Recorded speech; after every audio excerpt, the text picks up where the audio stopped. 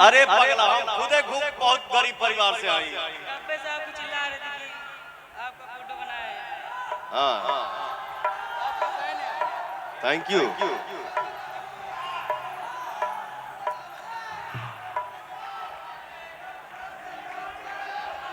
वो आज रिलीज भइला,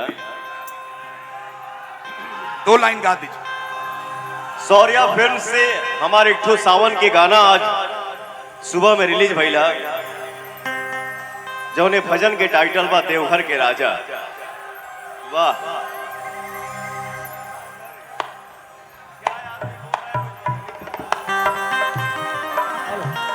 ये गाना के आप लोग आशीर्वाद दी जा। और हमारे रवि भाई जो बोले जय जय है। ये जो जनता हमारे लिए भगवान है, इन्हीं का आशीर्वाद किसी को कुछ भी बना देता है। हम आप कुछ नहीं हैं, सारे कलाकार हैं, सब कोई अच्छे हैं और भगवान सबको आशीर्वाद दे। आप सब आशीर्वाद दे कि सब लोग तरक्की करें, सब लोग आगे बढ़े, हम सब मेहनत करें, हम सब खूब आगे बढ़े।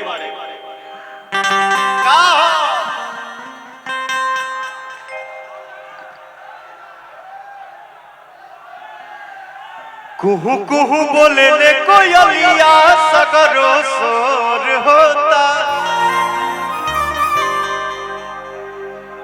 उगले सूरज देव लाल लेके जग में। थोड़ा साउंड कम करो यार भाई।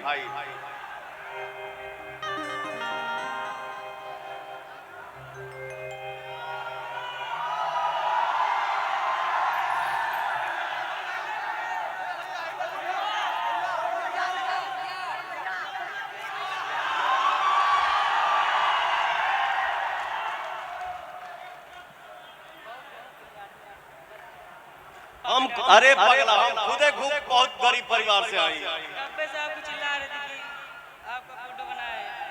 हाँ आपका फैन है। Thank you.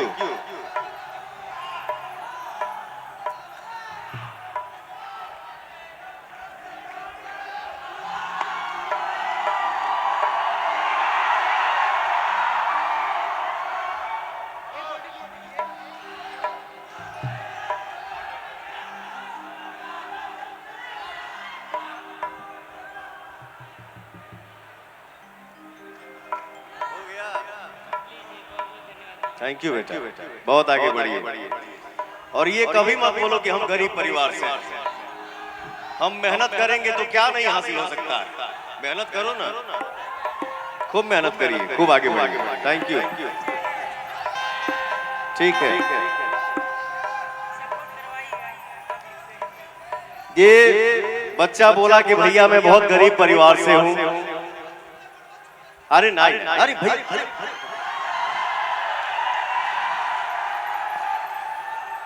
आपके चैनल का नाम क्या है? अंश आर्टिस्ट 2025।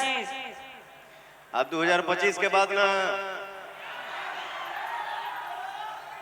अरे पगला यूट्यूब चैनल खोले हो तो ये 2025 क्या होता है?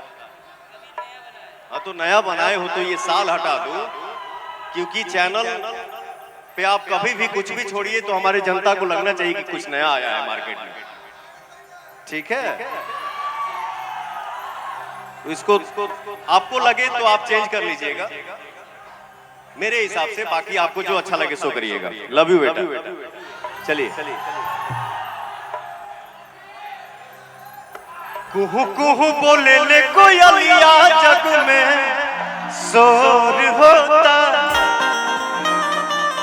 उगले सूरज देव लाल लेके जग में अजोर होता।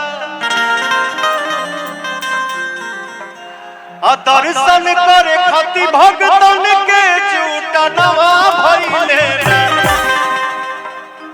दर्शन करे खातिर भगतन के झूठा नवा भइले।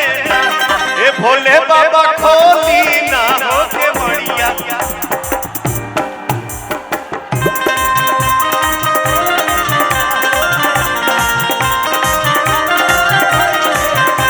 ए भोले बाबा खोली ना होके बढ़िया। ये गाना मैं गा रहा हूं, आप लोग भी साथ में गाइए। अरे मर्दे तू नहीं आई कुल फिर जब तू बस सका रे आराम से। ए भोले बाबा,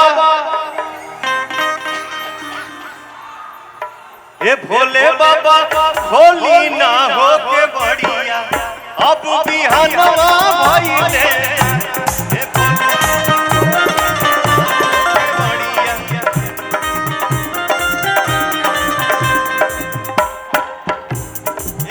बाबा होली ना हो के बढ़िया अब बिहानवा भइले। ए भोले बाबा होली ना हो नयनवा अब बिहानवा भइले ना।